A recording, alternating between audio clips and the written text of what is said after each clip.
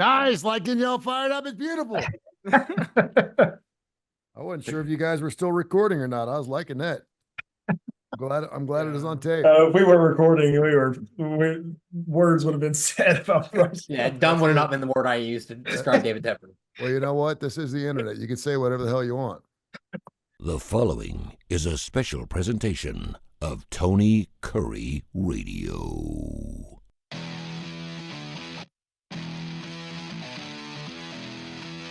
Hello, everyone. Welcome in, students of the game. My name is Alex Baumann, and I'm joined by my co-hosts today, Gray Oldenburg and Nathan Glidewell.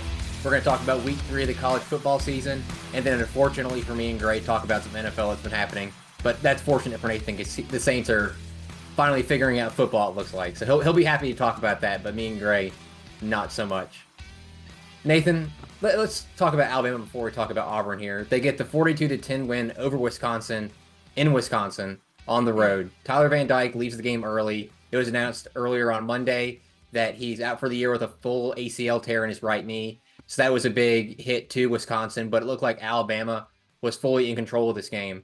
And last week, we harped on the inability of the offensive line to block, run block, pass block, do anything correctly. This week, you get Caden Proctor back. The offensive lines shuffle back to what it normally should be. Elijah Pritchett comes in at right tackle to replace Wilkin Formby. The DB played a little bit better than it did last week. But what improvements really did you see from this Alabama team in a big win against Wisconsin on the road? Well, I think you first start with the fact that a lot of people, when you looked at Alabama's schedule for this season, this was a game that you marked on your calendar as a trap game. Alabama's first game on the road. You go to Wisconsin.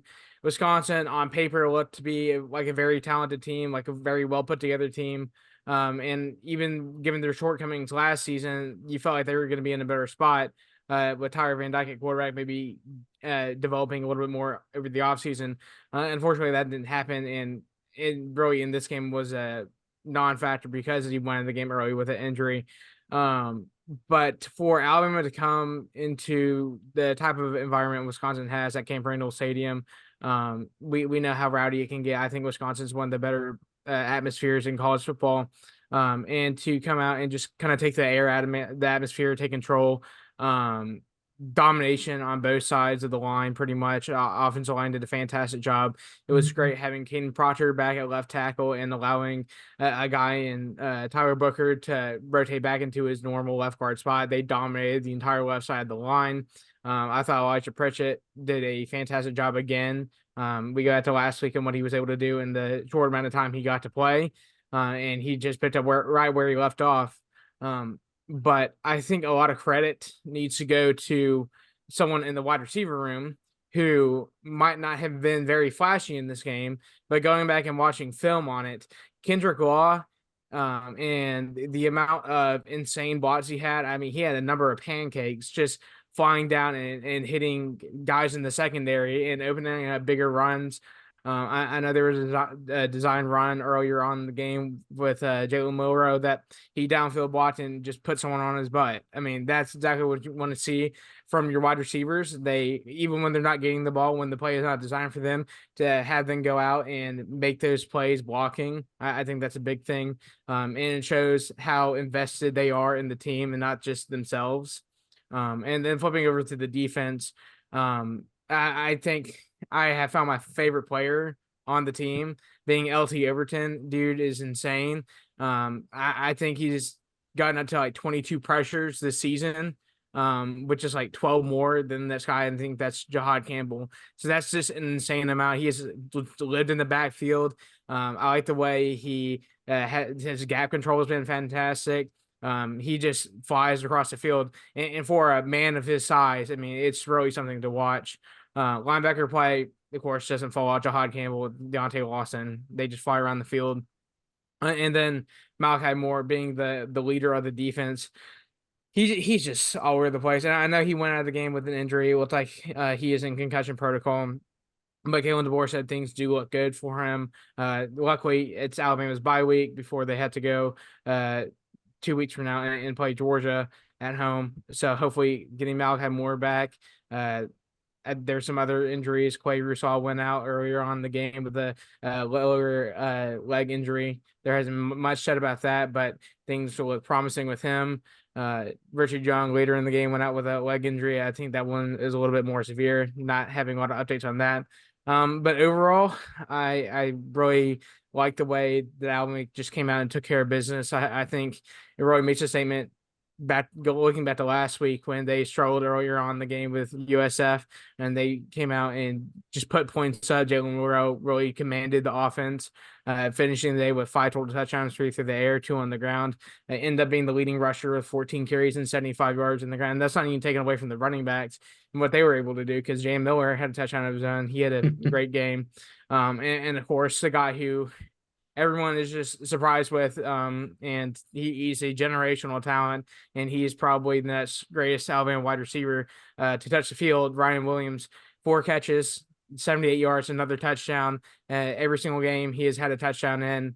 And as people keep saying, he is 17 years old. If anyone forgets, he is 17 years old. Really? Yeah, he is 17 Could have years fooled me. old. I thought he was 18.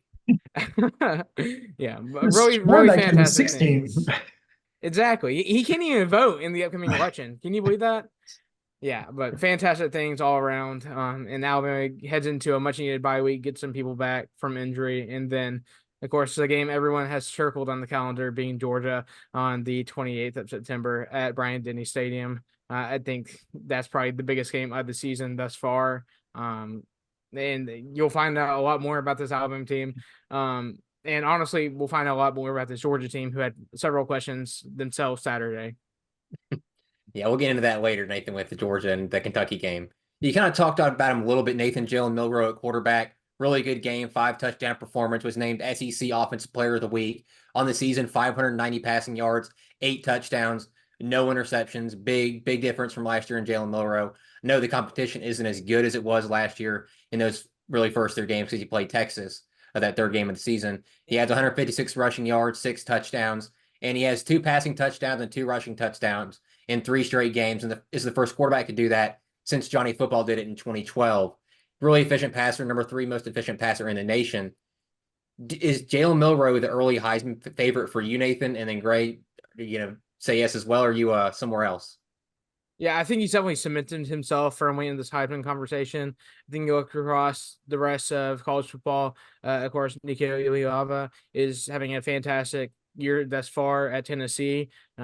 It's still super early on the season, but I would say Jalen Milroe is probably definitely top 3 right now. And as the season goes on, and we get to several of these key games, you'll really figure out more out how this Heisman competition is going to work, because right now it looks like a bunch of empty stats when you're going up against lesser competition. But as of right now, I mean, I really like the way he's been able to take care of the ball. That was a huge problem last year, and even going back to the year before when he had to step in for Bryce Young a little bit when he was out injured. Turnovers were an issue, but he really makes good on his reads this year.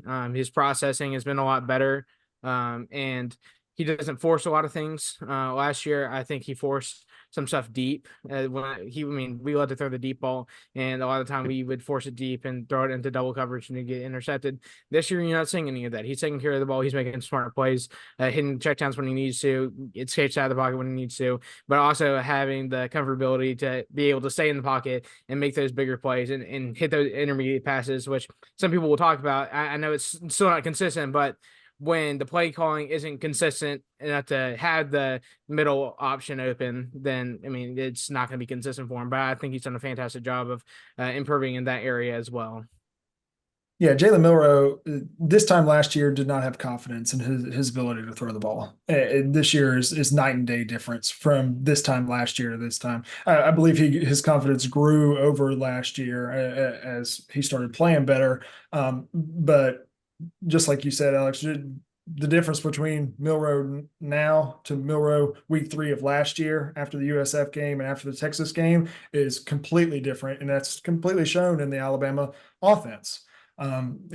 He's got his confidence. That team is well balanced. I'm liking the way Kalen DeBoer is directing that offense. There was a lot of questions, of course, about the offensive line with the injuries. I think those are being answered as time goes on, but also a lot of questions about how Jalen Milroe would fit in a Kalen DeBoer system that had a lot of the intermediate passes, that especially with Michael Penix last year in Washington. But I think DeBoer and that offensive coaching staff has done a real good job of building that offense around Jalen Milroe to where he can have success.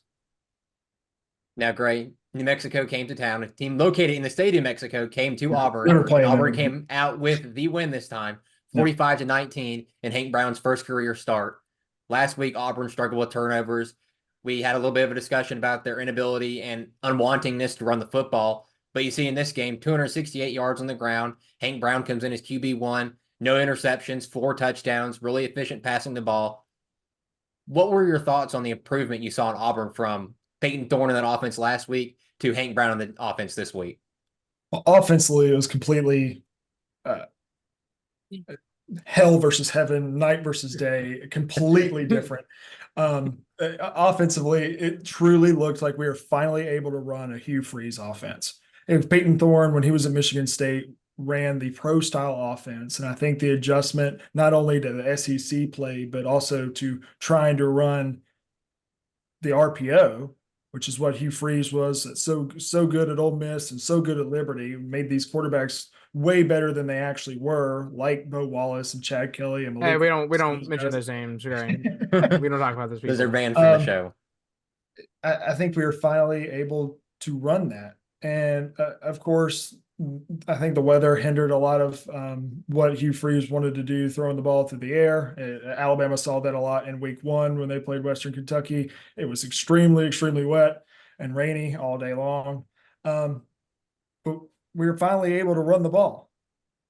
We were finally able to see progress there. We were finally able to spread that running game around as well. And it looked like we ran Hugh Freeze's RPO offense. First, the discussion on Hank Brown. I ripped Peyton Thorne a new one last week on this show, and well-deserved. He was absolutely horrific against California. Hank Brown, when he was announced as a starter on Friday, my one concern, I knew he had talent to be able to throw the ball. I knew he's not a runner. He's not going to run around like Peyton Thorne did. He wants to stand in the pocket. He wants to go through his progressions, and he wants to make reads, which is what the Hugh Freeze, Derek Nix RPO offense is. And that's why Hank Brown was committed to him at Liberty as a sophomore in high school. Hank Brown was committed to Liberty. He committed to Liberty immediately after Malik Willis entered the NFL draft. Obviously, Caden Salter's there right now. Hank Brown followed Hugh Freeze to Auburn, but that is the quarterback Hugh Freeze needs to have in his offense. He doesn't need to have an improviser like Peyton Thorne that tries to do too much and doesn't go through his progressions.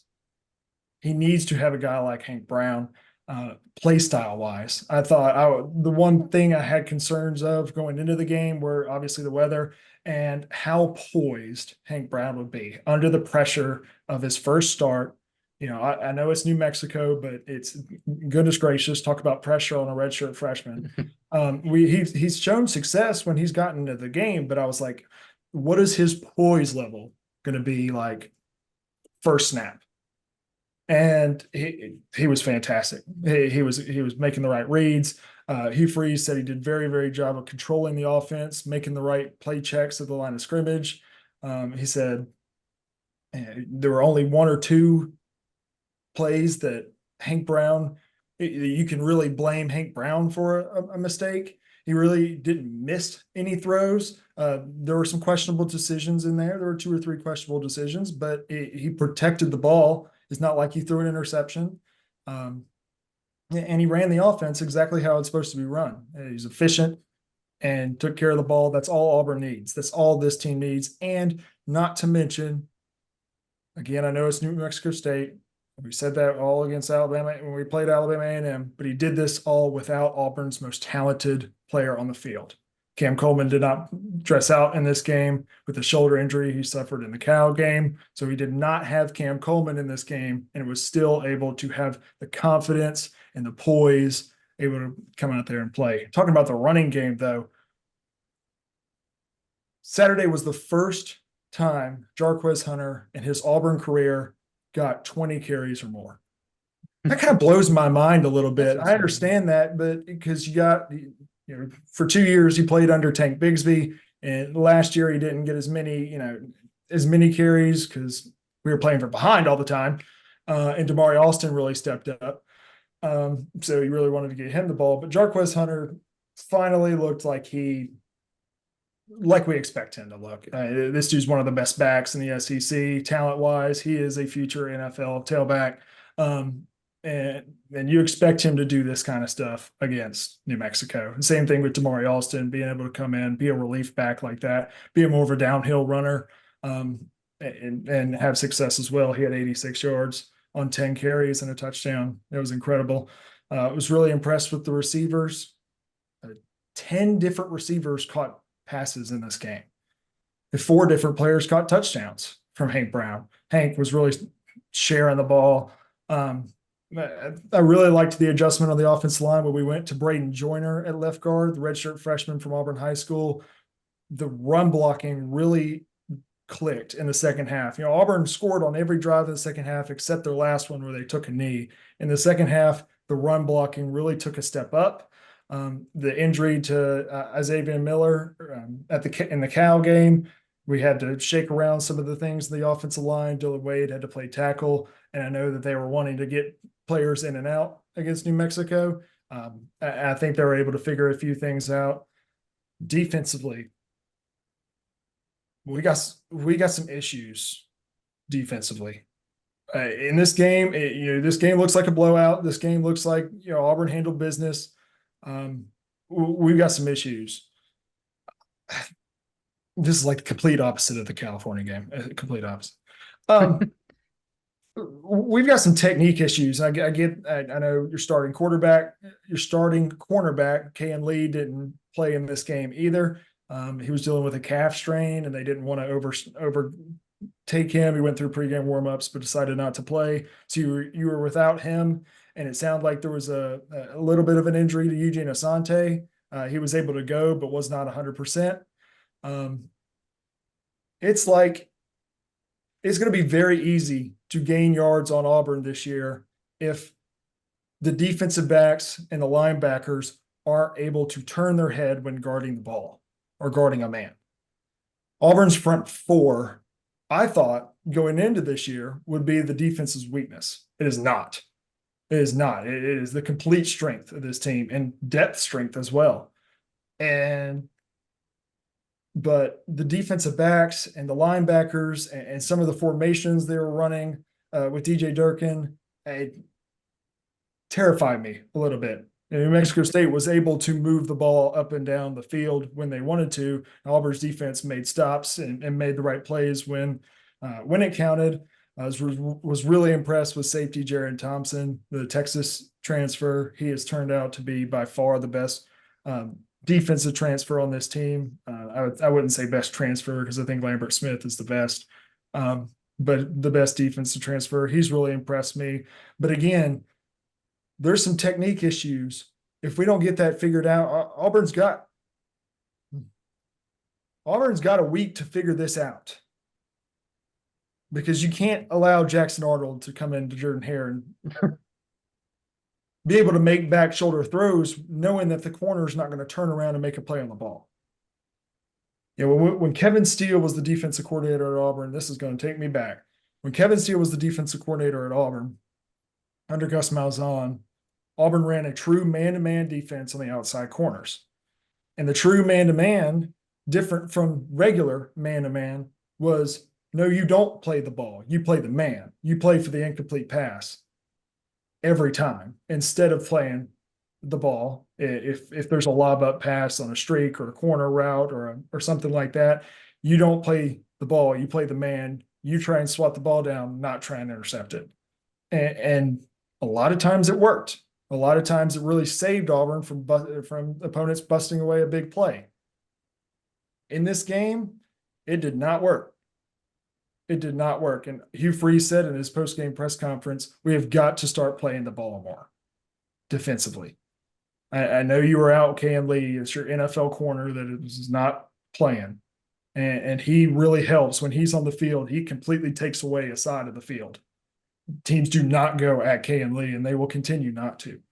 But my goodness, you've got to turn around. There were so many examples in this New Mexico game where the ball was thrown at the defender's back, but we didn't turn around. If you just turn your head, the ball falls in your lap for an interception. And this game looks completely different. This game looks more like the Alabama A&M game in terms of that, in terms of stats and score wise. Really excited to see how a full week of practice as Hank Brown as the starter looks and how they prepare for a team like Arkansas. Offensively, what's it like when you get Cam Coleman back in this wide receiver room? We do expect him to be healthy for that Arkansas game. Offensively, what's it like? What's the game plan like for Hank Brown? What's the game plan like if it doesn't rain all day in Jordan-Hare on Saturday with Hank Brown? How do you implement the running game? And defensively, New Mexico's quarterback, Devin Dampier, is very similar to a guy like Taylor Green. He wants to run. He wants to escape the pocket. He wants to make these improvising plays. The game plan wasn't good enough defensively for Devin Dampier. How does that change week to week to a guy like Taylor Green when you start SEC play against Arkansas? Speaking of Arkansas, moving on to other games going on around the country, they escape an upset bid from UAB 37-27. Thought for a second there UAB was going to pull it out, but fortunately, the Arkansas players decided they wanted to take off Jacob Zeno's head, and felt like there were some missed calls there, but UAB falls short. LSU escaped South Carolina 36-33. LSU trailed 17-0 in that game. Lenora Sellers left at the end of the second half with an ankle injury. And Robbie Ashford, who Gray is all too familiar with, came in the second half. And outside of that final drive, South Carolina threw for a total of 12 yards in the second half. That you're not going to a football game against LSU. It felt like they got a little too complacent, and LSU made them pay. Granted, South Carolina had a pick six that would have won them the game, but it got called back for a penalty on hitting the quarterback from Kennard, the defensive end on South Carolina. So a lot of mistakes there, but LSU gets the win nonetheless. Missouri beat Boston College 27-21. Feel like Boston College had a lot of control early in that first half, but Bill O'Brien's offense, Nathan knows all about that, crap their pants the second half. 7 points and -3 rushing yards. Awful. 49 total rushing yards the entire game. Florida State lost to Memphis 20-12, fought a 0-3 on the season, and they are the first preseason top 10 team in history to start 0-3 against 3 unranked opponents. So, Mike Norvell, sweetheart, DJU, sweetie, maybe quarterback in football is not your deal. Maybe you need to go work at Canes, where Bryce Young might be working here in a few weeks. Oregon beat Oregon State 49-14 in the first Civil War rivalry game played in September. Normally it's played on Thanksgiving weekend, so that was something. If you're an Oregon or Oregon State fan, not a lot to talk about there. Oklahoma beat Tulane 34-19. Tulane freshman quarterback Darian Mensah struggled again, a lot of mistakes. But as I talked about last week, those will happen when you're starting a true freshman quarterback, especially playing in Norman, Oklahoma. So unfortunately there for Tulane. But that quarterback did show some flashes and has showed some flashes this season. Washington State got the Apple Cup back in a 24-19 win over Washington. Another game played out of conference. Which one we played in conference because Washington left the Pac-12.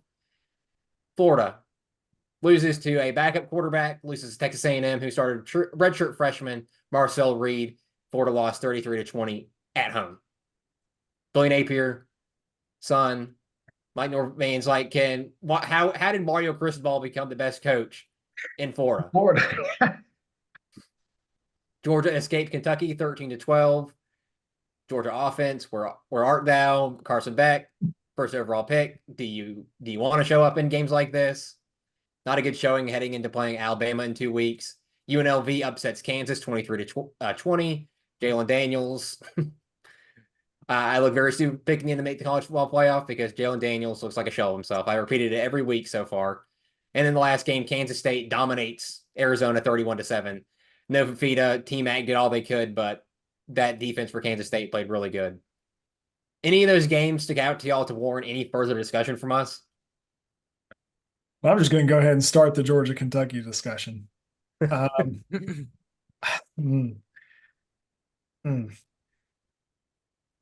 Georgia's horrible.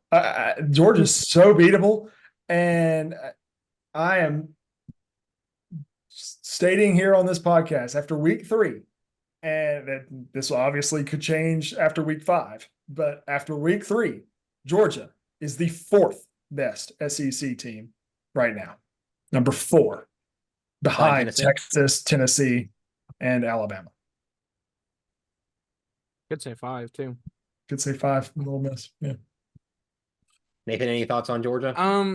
I watching the game, the line of scrimmage they got dominated on. I thought Kentucky's offensive line, who struggled heavily with South Carolina, they got dominated by South Carolina. To put that in perspective, I felt like they did a great job in the trenches. Georgia struggled to get pass rush at times. They gave a big chunk runs on early downs. I thought that was poor. And then you talk about the offensive line. Defenders were living in the backfield. I felt like Carson Beck was not given a lot of time to throw the ball. And even when he wasn't able to make the right decisions. And I think that goes back to even going back to the first game, the Clemson game. I felt like he struggled to make certain reads in that game. And then you come out against Kentucky, guaranteed it's Kentucky. I don't think they're a very great team. There's a lot of spots that they need to improve on. But they came out firing. And Brock Vanderiff, I thought, played a decent game, but he didn't play a good enough game to win. And here's the thing. If you want to beat a team like Georgia, you're going to have to score a touchdown. You can't just rely on kicking 4 field goals to try to win. The biggest game saver was Trevor Etienne running to the end zone, I believe with like 11 minutes left. Then questionable decision-making from Mark Stoops, punting the ball with 3 minutes left around midfield when it was 4th and 8. I really thought that Kentucky's defense was tired at that point. I think that's a point where you go for it. I get trying to rely on your defense, but when you realize how much talent and how much experience is on the other side of the ball, you need to kind of give your offense an opportunity to do something. You're at home. So, what's the worst that can happen? You turn it over midfield. Your defense might could get a stop. If not, they go and score. You might get the ball back. Who knows? But I think it's better than just punting. I don't know. There's certain things about Georgia this year compared to last year. They don't have the type of playmakers that they had. Obviously, losing Brock Bowers, Ladd McConkey. Those are 2 very, very good guys, very talented. And then wanting to replace that type of talent with people from across the country, you go and attack the transfer portal and you get certain guys in who might perform well at smaller schools. You can't expect those guys to just instantly fill that gap or to instantly have the same amount of production as those guys who left in the draft. And Carson Beck, unfortunately, I've never been high on Carson Beck. I look at what people were saying about him throughout the entire offseason, and people thought he was going to be one of the best quarterbacks in college football. He really struggled. He's really struggled early on. And going back to the SEC championship last year, he struggled against Alabama. And I think it's a combination of him still developing and him just not being as great of a talent as people actually think he is. And he was saved a lot last year, given the fact that he had guys like Brock Bowers and Ladd McConkey around him. So Georgia, they off this week, and then they play Bama, or who they play? I don't know, but I think the story for Georgia is slow starts in the first half. Clemson game, you're only leading 6-0. Yeah. And in the Kentucky game, they got outgained 130-63. I know they outgained him in the second half, but you can't start slow against Alabama. They'll be down 28-0. Yeah, Jalen Miller will make you pay, regardless of what you do defensively. So you can't go into SEC play and get outgained by Kentucky when you have much tougher games on the schedule. They play Texas this year. Texas played the same exact thing. Ole Miss. Yeah, these are very good offensive teams. You can't score 6 points in the first half and go, "Oh, we'll be fine." They aren't Clemson. Cade Klubnik's not going to gift you interceptions and fumbles. Before we move on to the NFL, guys, we have to talk about Billy Napier and Florida. That performance, abysmal. Ooh. Halftime, the score's 20-0 against the redshirt freshman quarterback backup. The yard difference, 302 to 73 in the first half. 197 to 7 rushing yards in the first half. Defense gave up 488 yards and 310 yards rushing. Graham Mertz didn't look good. DJ Lagway looked worse. I mean, there's not a bright spot on this Florida team. What do they do? Because it don't get easier.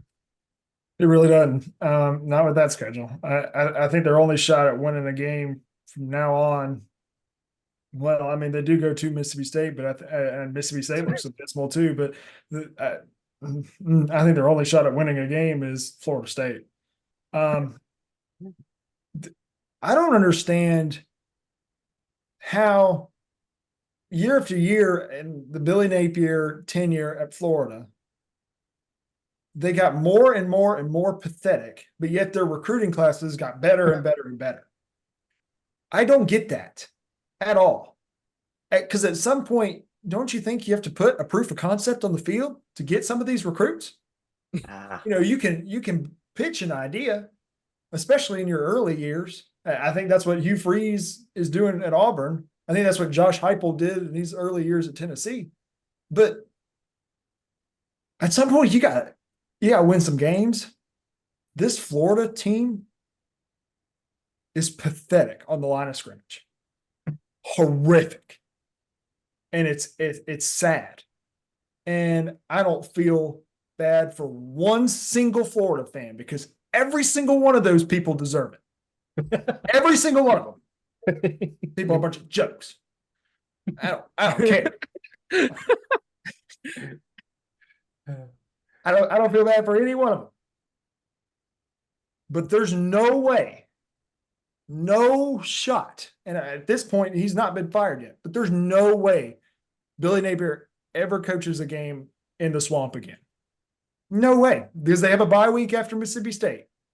Surely by then, they've made that decision. Terrible. Nathan, any thoughts on Billy Napier? I think Gray summed it up pretty well. I will add, it's not the lack of talent that is on his team because he has talent across the board. It's the fact that Billy Napier has been outcoached in every single one of the games he has played in or coached in.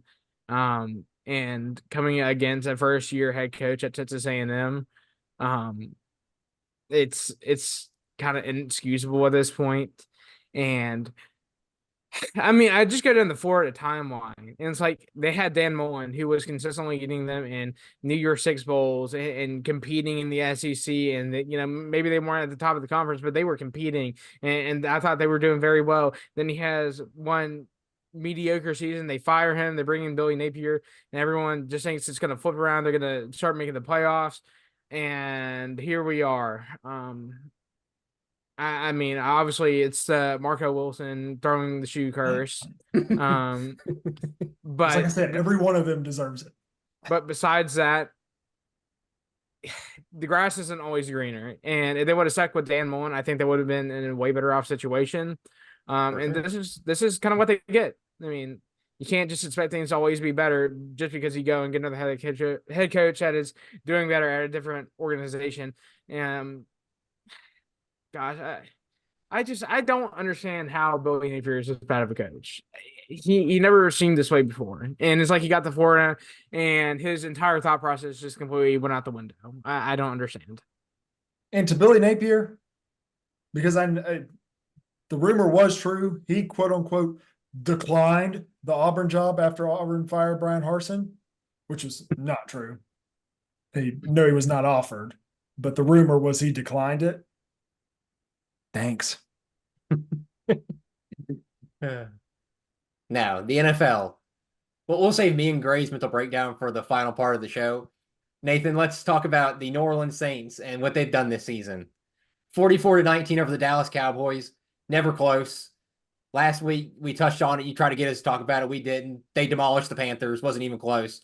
Saints, 15 out of 15 scoring on their drive scoring.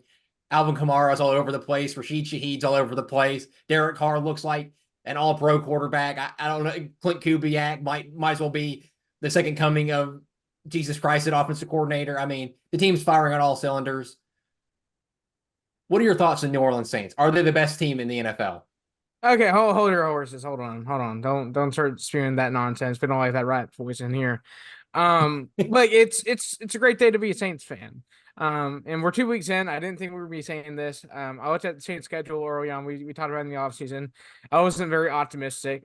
Guaranteed there's still a lot more meat and potatoes to play. With the Eagles coming up, Falcons, Chiefs, I mean, all of that. But 2 weeks in, you put up more than 40 plus points both weeks. That's something to be very, very proud of. And I get the first week was against the Panthers, and I mean their defense is Glorified bye week. very, Glorified bye very week. poor. And their offense is even poorer. But then you come out against the Dallas Cowboys. A lot of people doubted the Saints in this game. I think just because the week one result was against the Panthers. I truly believe that we were going to win the game. The amount of different things you saw Quentin Kubiak put in place on the offensive end was just insane. The amount of motion. The Saints were dead last year. They are first in place of motion so far this year. It has completely changed the way this offense has produced. Putting playmakers in the spot to make plays. You look at the utilization of Taysom Hill and Rashid Shaheed and Chris Olave and Alvin Kamara, putting them and moving them around the field and getting them in spots to make plays. I think that has been the biggest thing. And then the defense. I think the defense has always been elite. Even the last year, I think it was elite, one of the best in the NFL.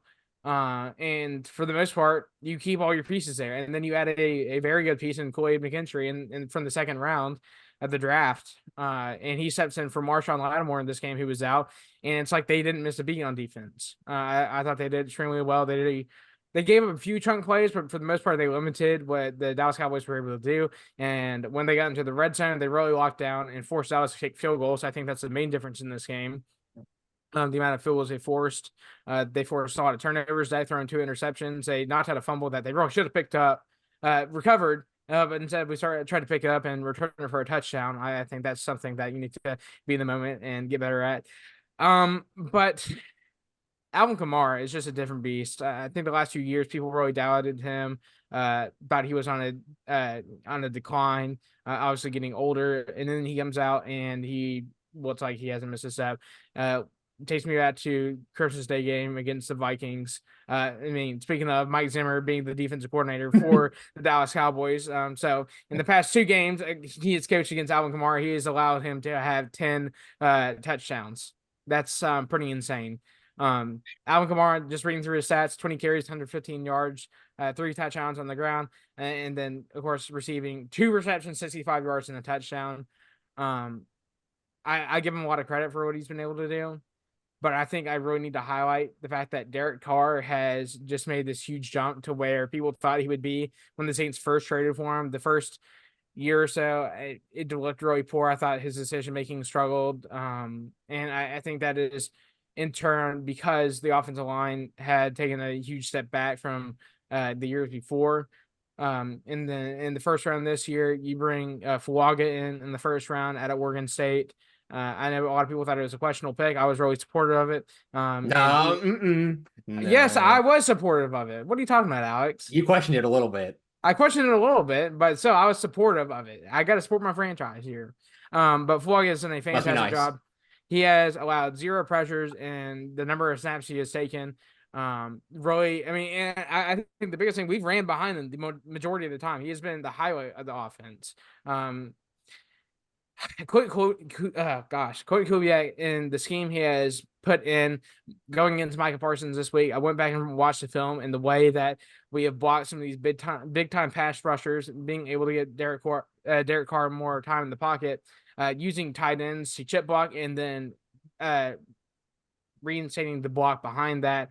Really not utilizing your offensive linemen, really sending more guys at these edge rushers has been huge. Allowing the offensive line to really work one-on-one against these linebackers and defensive tackles, so that they can have the type of gap control. And I think that comes down to more of the Saints being a run-first team. And then you have the addition. I mean, you have Rashid Shaheed and Chris Olave and these guys who can really beat you deep. So you're scared of that. You start playing deep, they're just going to run it down your throat. You stack the box, you're going to get beat over the top. So it's just kind of game of cat and mouse and just trying to trick the defense. And did I think this was going to be the result? No, I thought that there was a good shot we could pull off an upset. I will say that, but I think this says more about the Saints being in a way better situation than it says about the Cowboys being fraudulent, because I do think the Cowboys have a very talented offense and a very talented defense, and maybe the coaching took a setback this week, but against the Cleveland Browns, they really took care of business. And as far as the Saints being a top team in the NFL, I think you can start talking about that conversation. I think that they could be one of the best teams in the NFC. And if you're looking at it now, I think they probably have a good shot to win the NFC South and make the playoffs. But obviously we're only 2 weeks into the season. A long way to go. I think next week, Eagles, will be a good test. Play the Falcons after that. And then Monday night, week 5, you will play the Kansas City Chiefs.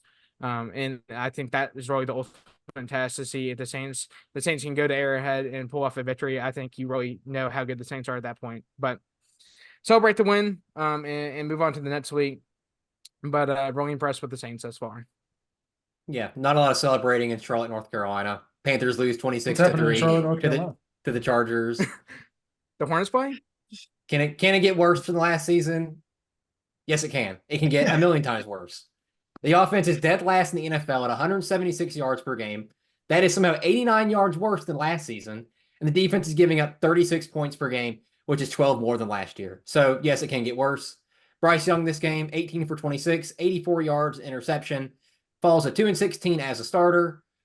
His stats this season, 245 yards passing, 0 touchdowns, 3 interceptions, 45 passer rating. Team's been outscored 73-13. I just terrible. There's haven't led a game in 273 days. I think it's 273 days now.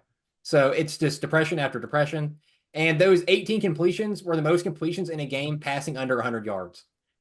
So my pain and suffering is immense right now. Was announced on Monday. Andy Dalton is now the starter after Dave Canales, after the game, said Bryce is the guy. If you think Bryce Young struggled against this with the offensive line, I'm praying for Andy Dalton at 37 years old to try to run around that. I mean, dude's just he might be deceased in the pocket because Panthers offensive line, go invest in it. Still terrible. Might be the worst in the NFL. Titans looks better. I mean, Greg, what are your thoughts on the Carolina Panthers app show? Let's with that. I don't like the NFL. It's not fun anymore. It was so fun back in 2014 and 15. It just sucks now. I really love the city of Charlotte. I really do. And that would be one of the cities that I would live in. And definitely raise my kids there. If you're a professional franchise in the city of Charlotte, you got to go. You got to get out of there because it is bad. It is so bad. The Hornets will win a game before the Carolina Panthers do once again, but a second straight year. That is absolutely pathetic. I was actually like really looking forward to what kind of improvement we would see, not only from Bryce Young, but from this team in general under Dave Canales and with Xavier Legette, with this new offensive line, with this defense, with a whole nother year of experience. How much better do we get from a year ago where we were the worst team in the NFL last year? Because naturally this team should improve. It didn't lose anybody this past year. Nothing happened this past year that we should get worse. Obviously, the year before that, you lost McCaffrey, you lost DJ Moore, you traded the number 1 overall pick for this upcoming year, for this past year. And it got, just like you said, Alex, significantly worse. especially offensive. And I'm lost for words because at this point I'm blaming it on the city of Charlotte because that there's nothing else to point to that this team should have gotten this much worse. I think, going back to week one, I think a lot of that is due to how good and how much improved the Saints are. And you do credit them. But watching this past week against the Chargers,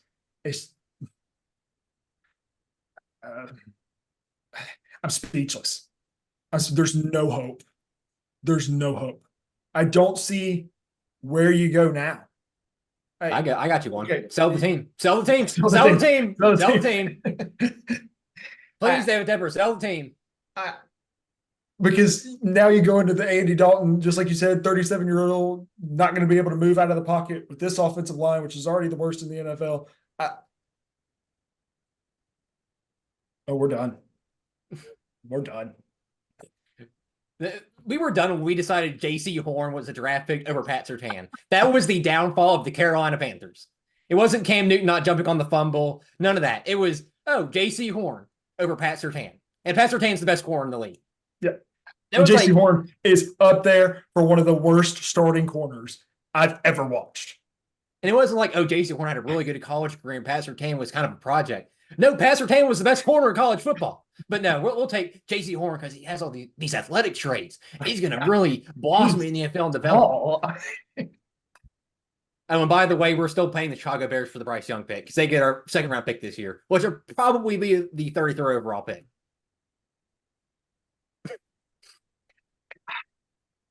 I don't want to blame this entirely on Bryce Young because he has gone through 4 play callers, including college with Bill O'Brien, in less than 2 years.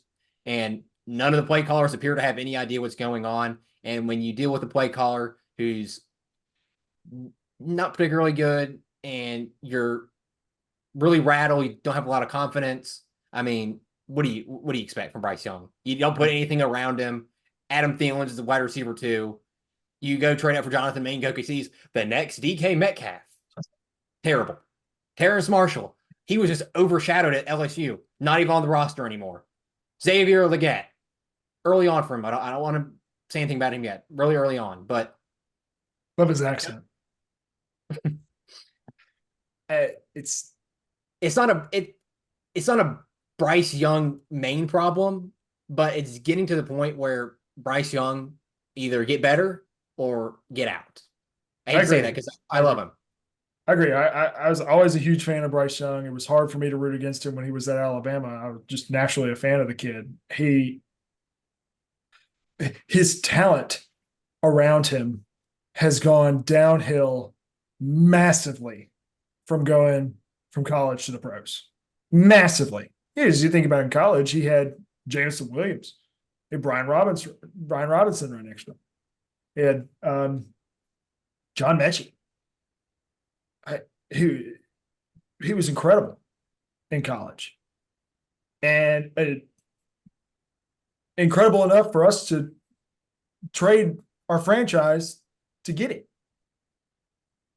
And when we picked him, I was like, heck yeah, I'm super excited for the kid. And now looking back, and I hate to just add this on. It's just add more and more, just gut punch after gut punch. But we traded DJ Moore, the first overall pick from this past year, our 9th pick that year, our 2nd round pick this year, for Bryce Young over CJ Stroud.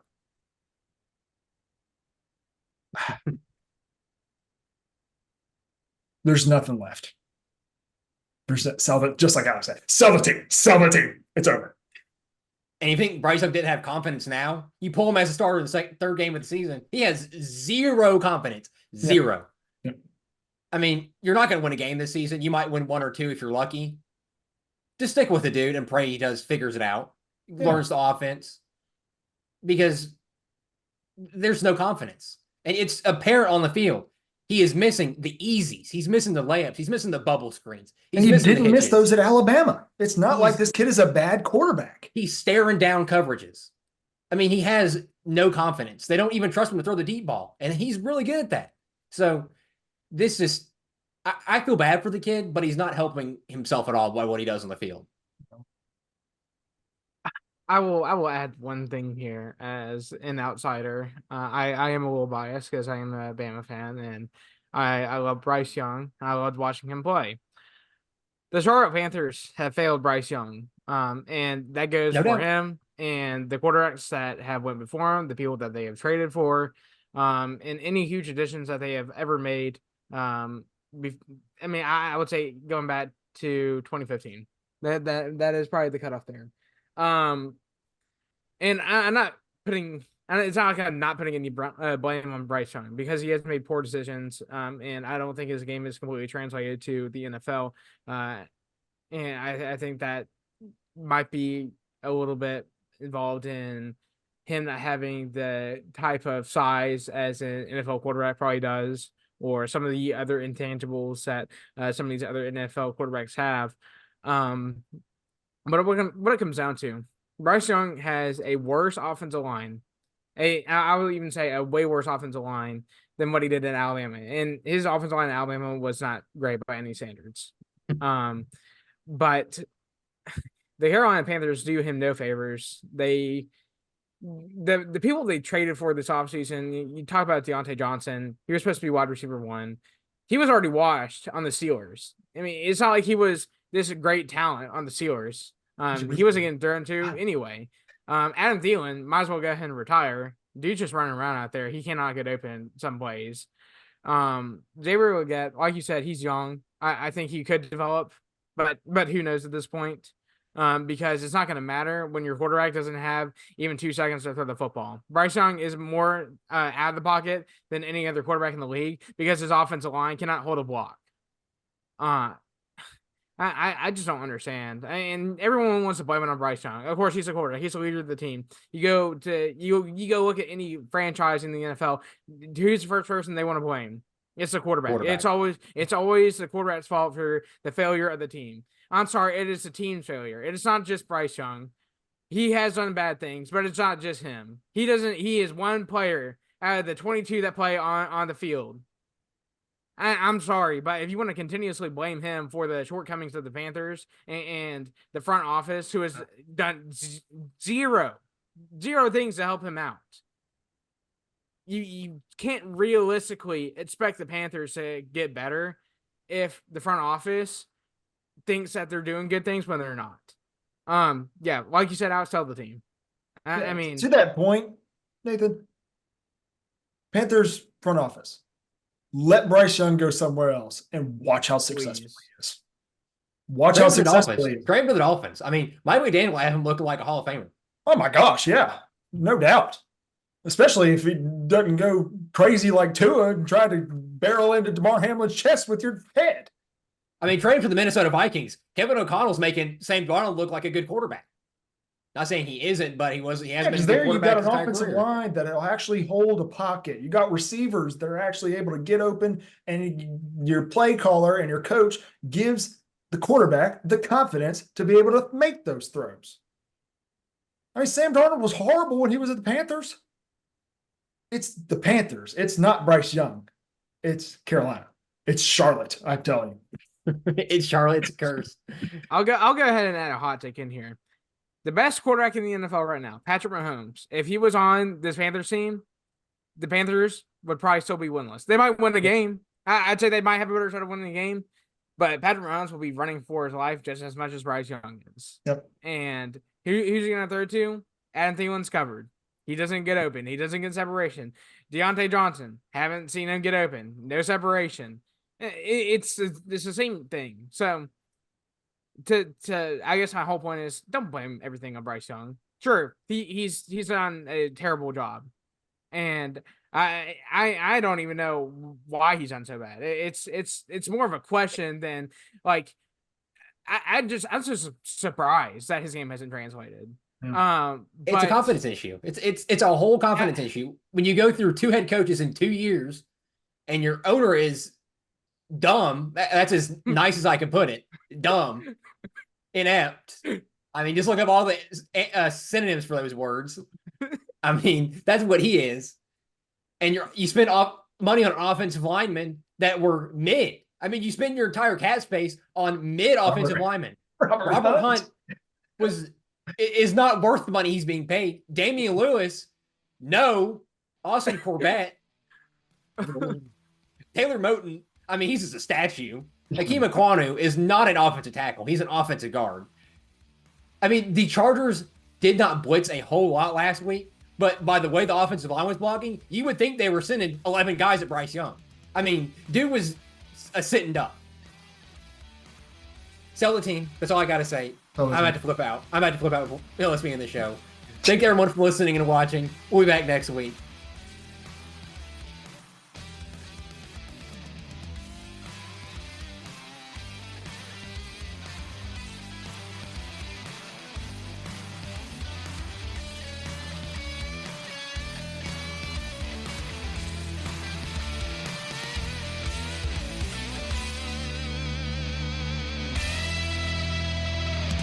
This has been a special presentation of Tony Curry Radio.